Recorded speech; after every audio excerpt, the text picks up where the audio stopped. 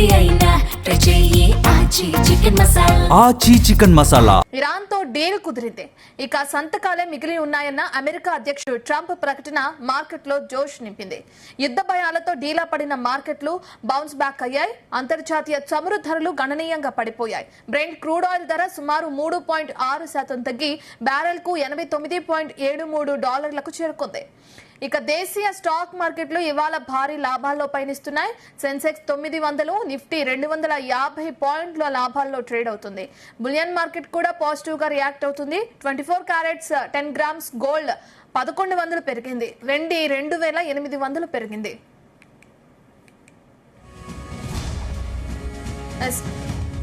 దీనికి సంబంధించిన మరిన్ని డీటెయిల్స్ ని సీనియర్ మార్కెట్ ఎనలిస్ట్ జీవి సత్యనారాయణ గారిని అడిగి తెలుసుకుందాం. సత్యనారాయణ గారు, గుడ్ మార్నింగ్ అండి. మార్కెట్ పాజిటివ్ గా గుడ్ మార్నింగ్. మార్కెట్ పాజిటివ్ గా వెళ్ళటం మనం చూస్తున్నాం. ఆ బంగారం వెండి ధరల్లో కూడా మార్పులు చోటు చేసుకున్నాయి. ఎలా చూడొచ్చు అంటారు దీన్ని? ఈ రోజు క్లోజింగ్ ఎలా ఉండే అవకాశం ఉంది? ఓకే, ఎప్పుడైతే ట్రంప్ రాత్రి యుద్ధం ఆపేస్తున్నాము, ఇరాన్ వాళ్ళు రాజీకి వచ్చేసారని ఒక అనౌన్స్మెంట్ చేయడం జరిగింది. దాడులు మేము ఆపేస్తున్నాము, ఈ ఇరాన్ వాళ్ళు రాజీకి వచ్చి యూరోప్ లో సంతకాలు చేస్తారు అని చెప్పేసి ఒక అనౌన్స్మెంట్ జరగడం జరిగింది. దాంతో వరల్డ్ మార్కెట్లు పెరగటం, ఏషియన్ మార్కెట్లు పెరగటం, మన మార్కెట్లు పాజిటివ్ లోకి రావటం జరిగింది. అయితే ఇప్పుడు ట్రంప్ అనటం ఏంటిదంటే అణ్వాయుధాలు వదులుకునేందుకు ఇరాన్ అంగీకరించినట్లు, ఈ వారాంతంలో ఒప్పందంపై ఇరు దేశాలు సంతకాలు చేయనున్నట్లు ఈ ఓవెల్ ఆఫీస్ లో విలేకరులతో మాట్లాడుతూ ఆయన చెప్పడం జరిగింది. అయితే యుఎస్ఏ ఏదైతే గొప్ప డీల్ అని చెప్పడం అనమాట. అంటే ఇరాన్ యుఎస్ఏ ఏదైతే గొప్ప డీల్ కుదుర్చుకోనున్నట్లుగా అంటే ఇంకా ఫైనల్ కాలే, ఇది తుది దశలో ఉంది అని అనడం జరిగింది. అయితే అణ్వాయుధాలు వదులుకోవడానికి ఆ దేశం అంగీకరించిందని ఈయన చెప్తుండు, ఎవరు? ట్రంప్. కానీ ఈ న్యూస్ తోటి మన మార్కెట్ లో ఓకే అంటే పెరగడం జరిగింది. అయితే మళ్ళీ ఈ ఒప్పందంలో ఇరాన్ ఎప్పటికీ అణ్వాయుధాలు కలిగి ఉండదన్నారు. డీల్ పై సంతకం తర్వాత హర్ముజ్ జల్సాన్ని తిరిగి తెరుచుకుంటుందన్నారు. దీంతో ప్రపంచ ఇంధన మార్కెట్లపై ఏదైతే నెలకొన్న ఒత్తిడి బాగా తగ్గే అవకాశం ఉంది. దీంతో $90 లోపుగా మనది బ్రెంట్ ఆయిల్ ముడి చమురు రావడంతో ఒక్కసారిగా మార్కెట్ లో పాజిటివ్ వచ్చేసింది అనమాట. అయితే ఈ యూరోప్ లో ఈ వారాంతంలో డీల్ పై సంతకాలు జరగవచ్చని దీనికి ఉపాధ్యక్షుడు జేడి వాన్స్ కూడా హాజరు కావచ్చు అని చెప్పడం జరిగింది.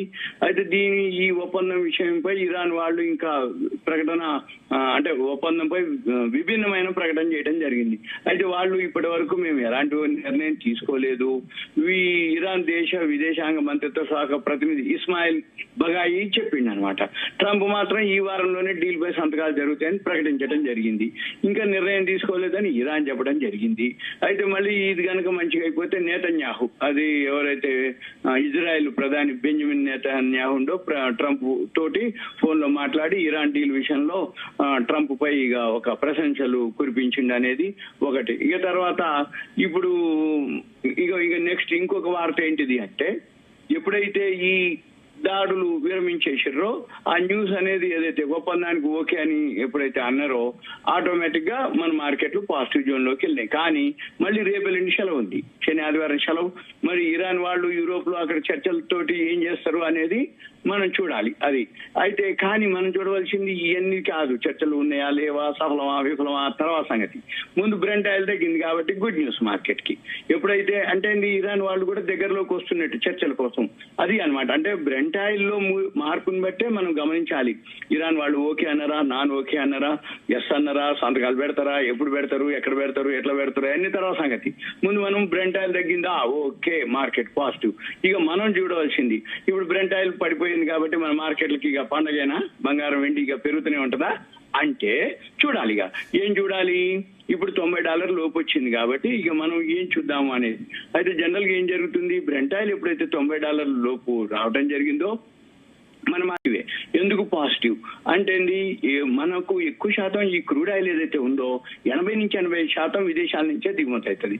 దాంతో ఏమైతుంది, ఎప్పుడైతే బ్రెంట్ ఆయిల్ తగ్గిపోయిందో ఆటోమేటిక్ గా మనకి ధర తక్కువకి దొరుకుతుంది. ఎప్పుడైతే ధర తక్కువ దొరికిపోయిందో మన రూపాయి బలోపేతం అయిపోతుంది. రూపాయి బలోపేతం అయిందంటే మంచిది అన్నట్టు, డాలర్ తో పోలిస్తే మన రూపాయి స్ట్రాంగ్ అయిపోతుంది. ఇకపోతే ద్రవ్యోల్బణం, ఇన్ఫ్లేషన్ కూడా కంట్రోల్కి వస్తుంది. అప్పుడు ఏమైతుంది, రవాణా ఖర్చులు తగ్గి మళ్ళీ ధరలు అదుపులోకి వస్తాయి. మళ్ళీ దీంతో ఏ సెక్టార్లకు బెనిఫిట్ ఉంటుంది.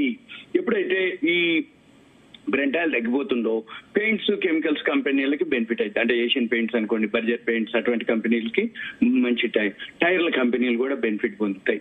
MRF, Apollo tyre, CEAT tyres అటువంటి.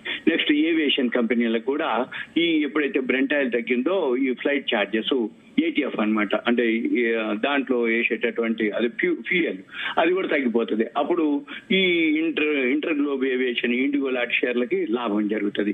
ఇక మళ్ళీ మన హెచ్పిసిఎల్, బీపీసీఎల్, ఇండియన్ ఆయిల్ వాటికి కూడా బెనిఫిట్ అవుతుంది. ఎందుకంటే బ్రెంట్ ఆయిలే ముడి చమురు కాబట్టి ముడి చమురు ధరలు పెరిగినప్పుడు వీళ్ళు పెట్రోల్, డీజిల్, గ్యాస్, కిరోసిన్ ధరలు పెంచాలి. కాబట్టి ఇప్పుడు బ్రెంట్ ఆయిల్ తగ్గింది అనుకోండి, ఇక మనకు ధరలు పెంచరు, ముడి చమురు తక్కువతో వచ్చింది కాబట్టి ఈ పెట్రోల్, డీజిల్, గ్యాస్ పెరగవు. ఉన్న పెట్రోల్, డీజిల్ కంపెనీలకి అంటే ఇండియన్ ఆయిల్, హెచ్పిసిఎల్ తక్కువలో కొనుక్కుంటాయి కాబట్టి అవి లాభపడతాయి, ఆ షేర్లు మళ్ళీ పాజిటివ్ లోకి వెళ్తాయి. ఇక గోల్డ్, సిల్వర్ ఎందుకు పాజిటివ్ లోకి వస్తుంది? ఎప్పుడైనా కానీ జనరల్ గా ఏంటంటే క్రూడ్ ఆయిల్ తగ్గినప్పుడు ఏమవుతుంది, బంగారం కూడా తగ్గాలి, తగ్గుతుంది. ఇప్పుడు అదే అంచనా. కానీ ఇప్పుడు ఏం జరుగుతుంది, ఏదైతే ఈ వడ్డీ రేట్లు తగ్గే అవకాశాలు ఉంటాయి. ఎప్పుడైనా కానీ ఈ బ్రెంట్ ఆయిల్ తగ్గినప్పుడు ఏం జరుగుతుంది, వడ్డీ రేట్లు తగ్గే అవకాశాలు ఉంటాయి. వడ్డీ రేట్లు ఎప్పుడైతే తగ్గుతాయో ఆటోమేటిక్ ద్రవ్యోల్బణం తగ్గుతుంది. ఈ ద్రవ్యోల్బణం ఏదైతే ఉందో, యుఎస్ ఫెడరల్ రిజర్వ్ ఏదైతే ఉందో, వాళ్ళు ఈ వడ్డీ రేట్లు తగ్గించే ప్రక్రియని వేగవంతం చేసే ఆలోచనతోటి ఆశలు వస్తాయి. ఇక తర్వాత ఏమంటే డాలర్ ఇండెక్స్ మీద కూడా ఒత్తిడి పడుతుంది. ఈ డాలర్ ఇండెక్స్ కూడా ఆటోమేటిక్ ఏమవుతుంది, అది బలహీనపడుతుంది. అది బలహీనపడినప్పుడు ఏమవుతుంది, ఈ పెట్టుబడికి సురక్షిత మార్గం ఏంటిది అంటే గోల్డ్, సిల్వరే, దానికి వెళ్ళిపోతుంది. ఇక మళ్ళీ పారిశ్రామిక డిమాండ్ కూడా ఉంటుంది. ఎప్పుడైతే క్రూడ్ ధరలు తగ్గిపోతాయో మార్కెట్ పాజిటివ్ లోకి వెళ్ళినప్పుడు ఇండస్ట్రియల్ గ్రోత్ పెరుగుతుంది. ఇండస్ట్రియల్ గ్రోత్ పెరిగిందంటే సిల్వర్ పాజిటివ్ లోకి వెళ్తుంది. సిల్వర్ మళ్ళీ పెరిగే అవకాశం ఉంటుంది అనమాట. అప్పుడు సిల్వర్ ఉంటుంది. అయితే ఇక ఇన్వెస్టర్లు ఏమేం చేయాలి? ఇప్పుడు ఆటోమొబైల్ సెక్టార్, పెయింట్ సెక్టార్, ఇప్పుడు ఆయిల్ కంపెనీలు, టైర్ సెక్టార్, కన్జ్యూమర్ గూడ్స్, అవి అదృష్టిలో ఉంచుకోవాలి. ఎందుకంటే క్రూడ్ ఆయిల్ ఎప్పుడైతే $90 తగ్గిపోతుందో అవి బెనిఫిట్ పొందుతాయి కాబట్టి. ఇక కమోడిటీస్ లోకి వచ్చేటప్పటికి గోల్డ్, సిల్వర్ ఎప్పుడైనా ఎవర్ గ్రీన్ అనమాట. అంటే ధరలు తగ్గినప్పుడల్లా లాంగ్ టర్మ్ కోసానికి అయితే బై చేయొచ్చు. ఎందుకంటే ఒక 2 రోజులు 3 రోజులు తగ్గుద్ది, మళ్ళీ ఒక రోజు 2 రోజులు పెరుగుతుంది. ఇవన్నీ కూడా ఏంటిది, యుఎస్ ఇరాన్ ఒప్పందంపై అధికారిక ప్రకటన మళ్ళీ ఇరాన్ వాళ్ళు చేసి సంతకాలు పెట్టాము అని చెప్పినప్పుడు మళ్ళీ అంటే రేపు వెళ్ళిన సెలవు కాబట్టి మండేకి మనకి వచ్చేస్తుంది. వాళ్ళు పెట్టిర్రా అన్నారు అనుకోండి, మండే కూడా ర్యాలీనే. ఒకవేళ పెట్టలేదు అన్నారు అనుకోండి, మళ్ళీ ఏదైనా జరిగింది అన్నారు అనుకోండి, ఆటోమేటిక్ గా మళ్ళీ పాత కథే. అందుకని మళ్ళీ బ్రెంట్ ఆయిల్ మనం చూడవలసింది ఇవన్నీ లేదు. ఇరాన్ వాళ్ళు సంతకాలు పెట్టిరా, పెట్టలేదా, చర్చలు అయినాయా లేవా అనేది కాదు. ఈ ఎఫెక్ట్ అంతా కూడా మనకి ఈ బ్రెంట్ ఆయిల్ మీద చూపిస్తుంది. ఈ బ్రెంట్ ఆయిల్ ఇప్పుడు $88.76 ఉంది. బ్రెంట్ ఆయిల్ ఇంకా తగ్గిందా, ఓకే, అక్కడ పాజిటివ్. బ్రెంట్ ఆయిల్ పెరిగిందో ఇక్కడ మళ్ళీ నెగిటివ్ కథ. చెప్పమ్మా. ఓకే, ఇన్వెస్టర్లకు సంబంధించి ఏం చెప్తారు? ఇన్వెస్టర్కి ఇదే ఇప్పటిదాకా చెప్పింది అదే. ఏముండి ఆ సెక్టార్లు ఏవైతున్నాయో అవన్నీ బెనిఫిట్ పొందే ఉన్నాయి, అవన్నీ చూసుకోండి, అవన్నీ చెప్పడం జరిగింది కదా. ఇంకా అవే ఇప్పుడు ఆల్రెడీ ఇంకా పోతే ఒక్క నిమిషం మార్కెట్ లో ఏవైతే ఉందో కొంచెం పొద్దున్న నుంచి ఆల్ టైమ్ హై 74,000, అంటే ఈ రోజు 74,859 హైకి పోయింది. అప్పుడే ఒక 300 చిల్లర 74,523, అంటే 300 చిల్లర 370-60 దాకా పైనుంచి కిందికి కూడా రావడం జరిగింది. 50-30 కంపెనీలు బిఎస్సీ సెన్సెక్స్ ఏవైతే ఉన్నాయో అందులో 26+ లో ఉన్నాయి, 4 మైనస్ లో ఉండటం జరిగింది. ఇప్పుడు అన్ని సెక్టార్లు కూడా అంటే Nifty 50, BSc Sensex, Nifty 500, bank Nifty